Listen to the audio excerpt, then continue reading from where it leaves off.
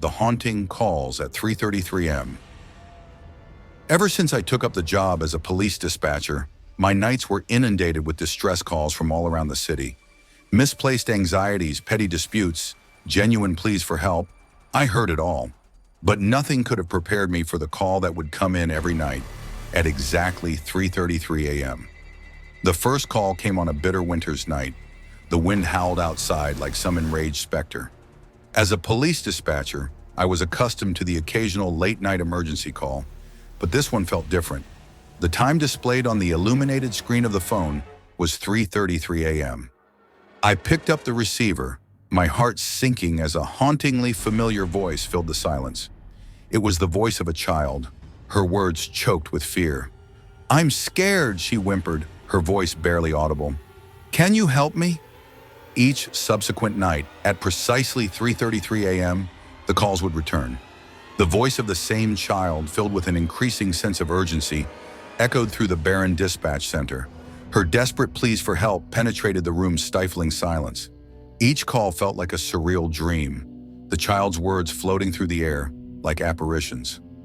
Despite my numerous attempts to trace the call, its origin remained a mystery. Yet an innate sense of dread convinced me that these were not just simple prank calls. There was an uncanny truth in the child's voice, a truth that whispered of a hidden horror. A month into the calls, the child's voice began to change, carrying an ominous tone. "They're coming," she'd whisper, her voice barely more than a breath. "They're coming for me." Every nerve in my body screamed for action. The frustration of not being able to trace the call or provide any substantial help was eating at me. The child's haunting words rang in my ears, each call becoming a morbid clockwork nightmare. Determined to help, I launched a private investigation, poring over old case files and dispatch records during my off hours. I scoured the internet for missing child reports, hoping for a clue that would lead me to the mysterious girl. Finally, I stumbled upon a cold case file from about 2 decades ago. A 5-year-old girl named Emily had vanished without a trace from her home, leaving her devastated parents and a baffled police force in her wake. What piqued my interest was the recurring nightmares Emily used to have. Nightmares where she'd scream about unseen entities coming for her. My heart pounded in my chest as I stared at the image of Emily. Her dark, innocent eyes reflected a deep-seated fear. Was this our mysterious caller? I shared my findings with my superiors, but my theory was met with cynical skepticism. Undeterred, I continued my investigation, driven by an unshakable conviction that Emily was reaching out for help. In my desperation, I reached out to paranormal experts, even dabbling in the arcane myself. One particular psychic, Agnes, stood out. A woman of advanced years, Agnes had dedicated her life to understanding the spiritual realm. With a keen sense of empathy, she offered to help Emily find her peace. Over time, Agnes became more than just an ally in my quest. She served as a mentor, guiding me through my fear and uncertainty. She helped me understand that Emily was not a threat, but rather a lost soul desperately reaching out for help. Agnes explained the complexities of the spirit realm, detailing how some spirits, like Emily, could get trapped in their moment of death, reliving their fear and despair over and over again. She believed that Emily could break free from this cycle if she was made to realize that she wasn't helpless, that she could fight back. I understood then that my role was not just to be a passive receiver of Emily's distress calls, but to be a beacon of hope for her. As the nights wore on, I found myself evolving from a scared dispatcher to a brave crusader, ready to fight the unseen battle. Each night, as the clock struck 3:33 a.m., I would brace myself for Emily's call. Over time, our conversations took on a new tone. Instead of responding with rehearsed lines, I began to talk to her, encouraging her, supporting her, and urging her to fight. With Agnes's guidance, I arranged a visit to Emily's old house, hoping to find any residual energy or clues. The house, long abandoned, bore an uncanny air of gloom. Its decrepit state seemed almost symbolic of the hopelessness of Emily's case. As we entered the house, I felt an immediate chill, an unseen weight pressing down on us. Agnes confirmed that there was a strong spiritual energy in the house, one filled with fear and desperation. The energy was powerful and childlike, echoing my eeriest suspicions. We were dealing with Emily's spirit. The paranormal investigator suggested conducting a seance to establish contact. I was hesitant but agreed, realizing it might be the only way to help Emily. The seance was a surreal experience. The flickering candlelight cast grotesque shadows on the walls. The eerie silence was punctuated by Agnes's hypnotic voice, and the growing sense of anticipation created an atmosphere of chilling suspense. At precisely 3:33 a.m., as Agnes beckoned Emily's spirit to communicate, the air around us turned ice cold. A sudden gust of wind blew out the candles, plunging us into darkness. Then the phone in my pocket vibrated. It was a call from the dispatch center. The time displayed on the screen sent chills down my spine. 3:33 a.m. The calls weren't coming from a distant location. They were coming from the very house we were in. I answered the call, holding my breath. Emily's voice echoed in the darkness, pleading for help. The room reverberated with a tangible fear, the intensity of her call sending us into a panicked frenzy. The line went dead, and silence descended upon us. A silence so thick it was almost suffocating. The seance ended, leaving us with more questions than answers. We knew now for certain that Emily's spirit was trapped, crying out for help through the dispatch line. But how could we help her? What was the looming threat she was so afraid of? How did it all tie together? I started dedicating my days to finding any trace of Emily's past. I contacted retired officers, interviewed old neighbors, and even tracked down Emily's distant relatives. As I dug deeper into her past, I uncovered a tale of chronic abuse and neglect that filled me with a profound sense of anger. It was during one of these investigative days that I met Sarah, a former social worker who had been assigned to Emily's case. A woman in her early 50s, Sarah still carried the weight of guilt for not having been able to save Emily. Together, Sarah and I became unlikely partners. Her knowledge of Emily's life and my communication with Emily's spirit served as the two halves of a whole. We complemented each other's efforts, working tirelessly to put together the pieces of Emily's shattered past.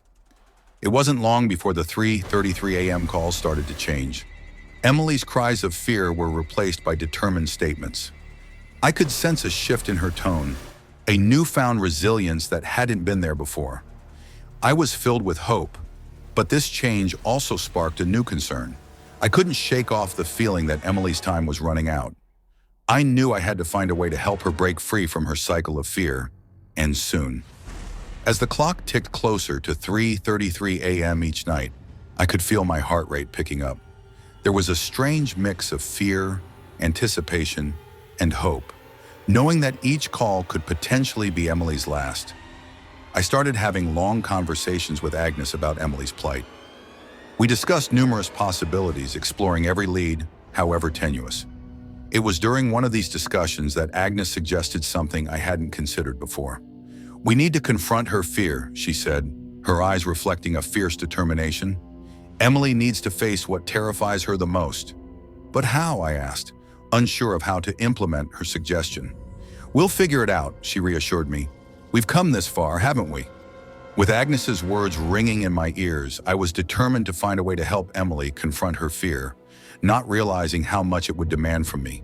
Convinced of the course, I set to work with a renewed sense of urgency. The days blurred into nights, and I started taking breaks only when my body would protest against the lack of sleep. I pored over police reports, witness statements, and court documents, trying to identify Emily's source of fear. One afternoon, while going through a stack of old witness statements, I stumbled upon a small, almost insignificant detail. One of Emily's neighbors had reported hearing strange noises at night, a peculiar creaking sound. The statement seemed to suggest that the sound was associated with Emily's abusive stepfather. I presented the information to Sarah and Agnes, suggesting that the creaking sound might have been an auditory trigger for Emily. As it turned out, this small detail was the missing piece we had been looking for. Using Sarah's knowledge of Emily's past, Agnes's understanding of spiritual connections, and my ability to communicate with Emily, we decided to confront Emily's fear with the very sound that terrified her the most. The following night, as the clock edged towards 3:33 a.m., I sat in front of the dispatch console with a creaking sound effect ready to play. My heart pounded in my chest as I waited for Emily's call. As expected, the phone rang precisely at 3:33 a.m., With a shaking hand, I answered the call and heard Emily's small voice through the static. "Help me," she whimpered. I tried to steady my voice. "Emily, I need you to listen to something. It might be scary, but I need you to be brave. Can you do that for me?" There was a pause before Emily's voice came through, barely a whisper. "Okay." I hit play on the sound effect. The creaking noise filled the dispatch room, and through the phone, I could hear Emily's sharp intake of breath. There was a long silence, and for a moment, I feared that we had made a terrible mistake. Then Emily's voice came through the speaker. But this time, there was something different about it. It was stronger, firmer. "I'm not afraid," she declared. The connection fizzled for a moment, a static buzz crackling over the line, and then silence. The clock flickered to 3:34 a.m. The room plunged into an unsettling quiet. I held my breath, waiting, hoping. From that night onward, Emily no longer called in fear. Each night at 3:33 a.m., she would call to report that she was safe and unafraid. I could sense her growing stronger with each call, her spirit gradually breaking free from its traumatic shackles. My life started returning to normal, or as normal as it could get. The constant undercurrent of fear and uncertainty was replaced with a strange sense of fulfillment. I had been a part of something bigger than myself, something that had brought about a positive change. One night, exactly a year after Emily's calls had started, the phone rang at 3:33 a.m. I picked up, expecting to hear Emily's voice, but there was only silence. A silence that wasn't unsettling or fearful, but peaceful, almost serene. It was Emily's final call. She had found her peace, and in helping her, I had found mine. In the following weeks, I returned to Emily's old house, now a beacon of serene quietness. Agnes confirmed that the energy there had changed. The heavy dread was gone, replaced by a peaceful stillness. Emily's spirit, it seemed, had finally found its rest. Sarah and Agnes, too, found peace in the resolution, each claiming to feel a lightness that hadn't been there before. We started meeting less frequently, our mission accomplished, but the bond we had formed during this unique journey remained unbroken. Years passed, and life continued in its unpredictable rhythm. I got promoted and moved out of the graveyard shift, working regular hours and getting my sleep cycle back to normal. But the memories of those nights, of Emily's haunting plea for help, and our fight against her unseen tormentor, stayed with me. My experience with Emily taught me more about fear and courage than any book or person ever could. It wasn't just about the fear of the dark or monsters under the bed. It was about confronting the demons of our past, no matter how terrifying they might be. Sarah eventually retired from her job at Child Protective Services, dedicating her time to work with troubled kids and help them confront and overcome their fears. Agnes, too, continued her spiritual work, counseling those who, like Emily, were trapped in limbo, offering them comfort and guidance, helping them find their way to peace. Whenever I find myself doubting, questioning the reality of what transpired, I remember Emily's voice, a terrified whisper in the night, forever etched into the annals of my memory. To this day, I often find myself glancing at the clock at 3:33 a.m., remembering Emily, her courage, her fight, her victory. It's a haunting reminder of the experience that changed my life forever. But above all, it's a reminder of a little girl's voice that taught me the true meaning of fear and courage. And for that, I will always be grateful. Hello, my viewers. Don't forget to like, comment, and subscribe. If you found this helpful, hit the thumbs up button. Let me know your thoughts in the comments below. Turn on the notification bell so you never miss an update.